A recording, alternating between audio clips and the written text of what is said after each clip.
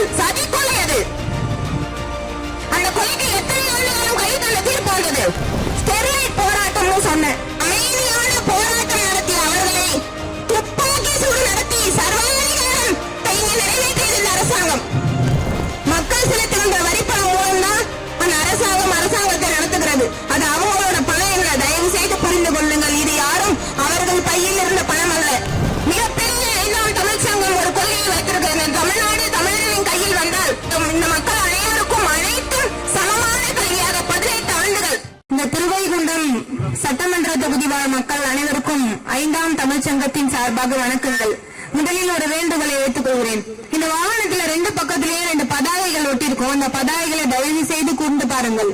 இந்த வரலாற்றில் நீங்கள் படித்து வந்த கடந்து வந்த வரலாற்றில் எங்குமே பார்த்திராத ஒரு காட்சியாக அந்த பதாகைகள் உங்களுக்கு முன் இருக்கும்.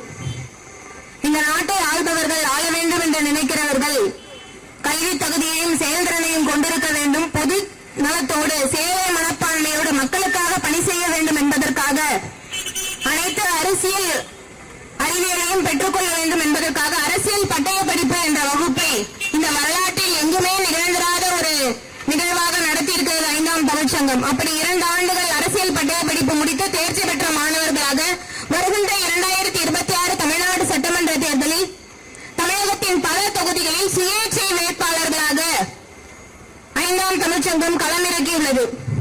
அந்த வகையில் இந்த உங்கள் தொகுதிக்கான திருவைகுண்டம் தொகுதிக்கான வேட்பாளராக திரு அருணாச்சலம் அவர்கள் நல்ல கல்வி தகுதி பெற்று ஆடிட்டர் என்று சொல்லக்கூடிய இந்த கணக்காளர் கல்வி தகுதி பெற்று இந்த அரசியல் பட்டய படிப்பில் தேர்ச்சி பெற்ற ஒரு தமிழராக வருகின்ற சட்டமன்ற தேர்தலில் போட்டியிடுகிறார். அவருக்கு இந்த தமிழ் குடியுறவுகள் அனைவரும் ஒன்றிணைந்து வாக்களித்து வெற்றி பெற வைக்க வேண்டும் என்று அன்போடு கேட்டுக்கொள்கிறோம். இந்த 5ஆம் தமிழ்ச்சங்கம் அரசியல் பட்டய படிப்பு என்ற ஒரு மாபெரும் கல்வி தகுதிக்கான தேர்ச்சி வகுப்பை நடத்தியது என்று சொன்னேன். இன்னும் என்னெல்லாம் இந்த தமிழ்ச்சங்கம் செய்திருக்கிறது என்று கேட்டால், திருவைகுண்டம் அப்படின்னு சொல்றோம்ல, இந்த திருவைகுண்டம் இப்படி எப்படி நீங்க சொல்றீங்க? தமிழில் சொல்லப்பட்ட எல்லா சொற்களும் ஏதோ ஒரு பொருளை உள்வாங்கி இருக்கின்றன. எந்த சொல்லும் எந்த காரணமும் இன்றி இங்கு தோட்டப்படவில்லை.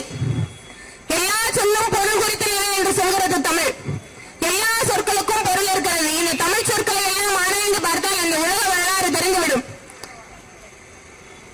இந்த வைகுண்டம் என்று சொல் கூட வைகுண்டம், இந்த குண்டான் என்று சொல்லக்கூடிய அந்த குண்டானிலே வைத்தவர்கள், அப்படியாக வைத்தவர்கள் அந்த திருமால் என்று சொல்கிறவர், அதாவது கடவுளர் என்ற ஒரு மிகப்பெரிய தத்துவத்தை 5ஆம் தமிழ்ச்சங்கம் மீட்டெடுத்திருக்கிறது.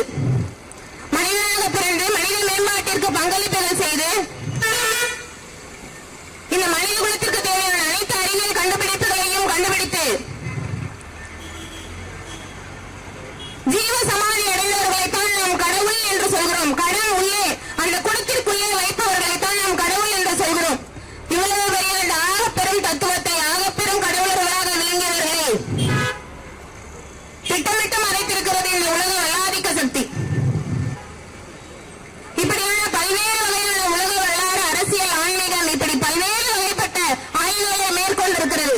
அந்த வகையில் தான் இந்த அரசியல் அதிகாரத்தை ஒரு தமிழர்கள் கைப்பற்ற வேண்டும், தமிழர்கள் இந்த நிலத்தை ஆள வேண்டும்.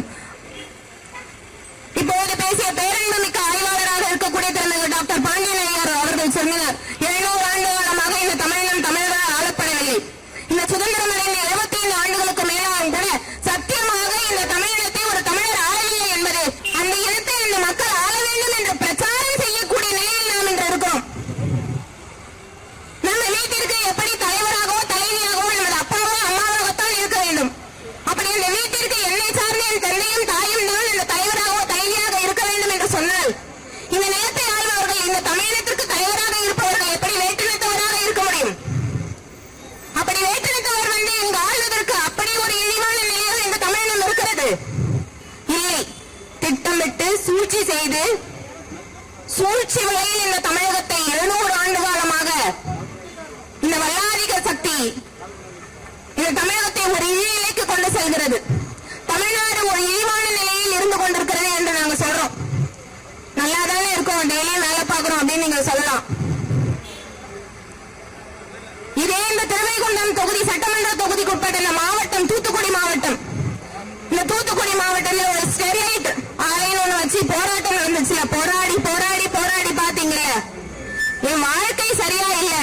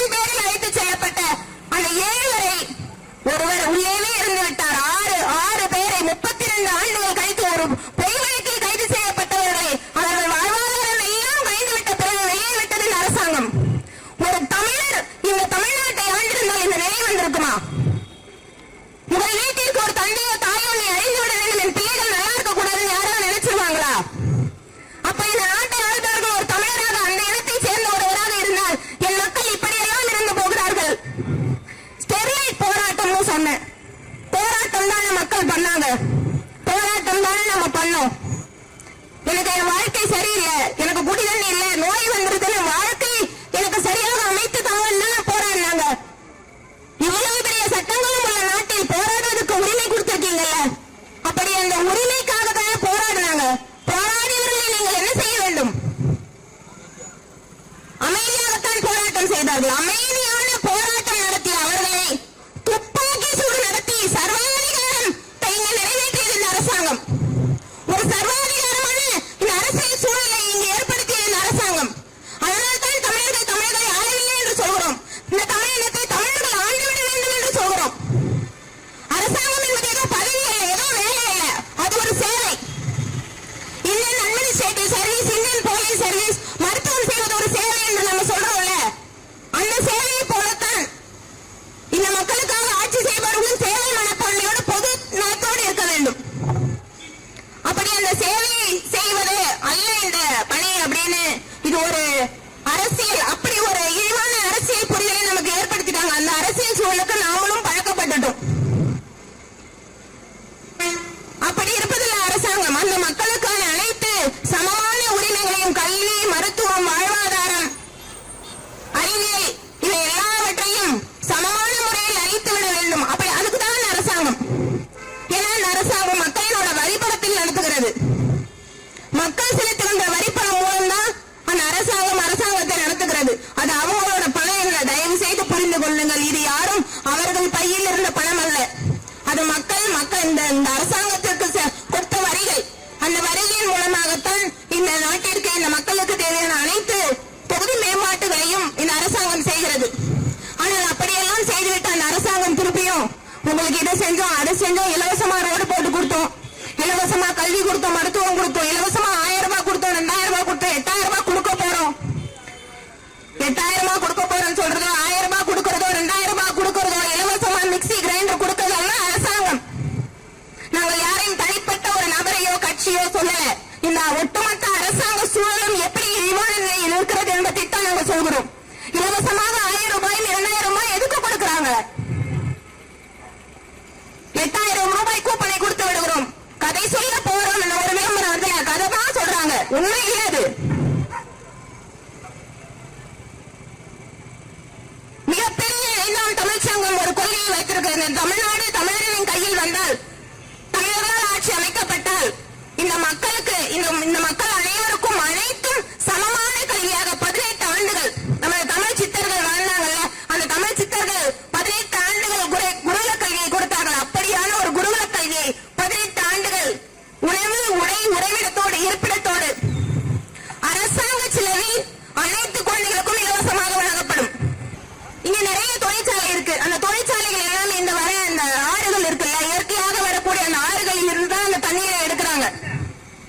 அப்படி அந்த உரிமையை யார் கொடுத்தது? ஸ்டெர்லைட் போராட்டம் நான் சொல்றேன். இன்னொரு விஷயத்த சொல்லிடுறேன்.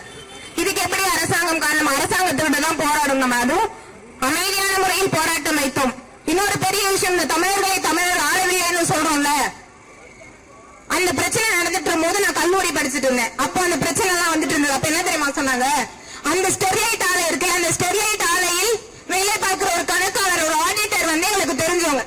அவங்க என்ன சொன்னாங்கன்னா, இந்த ஆலை அரசாங்கத்தின் முழு அனுமதி பெற்று எல்லா விதமான அந்த லீகல் ஸ்டாச்சுரி கம்ப்ளைண்ட்ஸையும் ஃபாலோ பண்ணி நாங்க இந்த நிறுவனத்தை நடத்துகிறோம் என்று அந்த ஆடிட்டர் சொன்னாங்க. அந்த நிறுவனத்திற்கு உரிமை கொடுத்தவர்கள் யார்? அது அந்த மக்களின் வாழ்வாதாரத்தை பாதிக்கும் என்று தெரிந்தும் அந்த நிறுவனத்திற்கு, அந்த நிறுவன முதலில் தமிழகத்திற்கு தேவையா, நிலத்திற்கு தேவையா என்று பார்க்கணும். அப்படியும் பார்க்காம அந்த மக்களோட தினந்தோறும் வாழ்க்கை பாதிக்கப்படும் என்று தெரிந்தும் அந்த நிறுவனத்துக்கு, அந்த ஆலைக்கு உரிமை கொடுத்தது யார்? அந்த உரிமையை கொடுக்கும் அதிகாரம் அவர்களுக்கு யார் கொடுத்தது? அந்த உரிமை யார் கொடுத்தோம் தெரியுமா? நம்ம தான் கொடுத்தோம். 5 வருஷத்துக்கு ஒரு தடவை கையில மெய் வச்சுட்டு ஓட்டு போட்டுட்டு வந்த நம்ம தான் அந்த உரிமையை அவங்களுக்கு கொடுத்தோம்.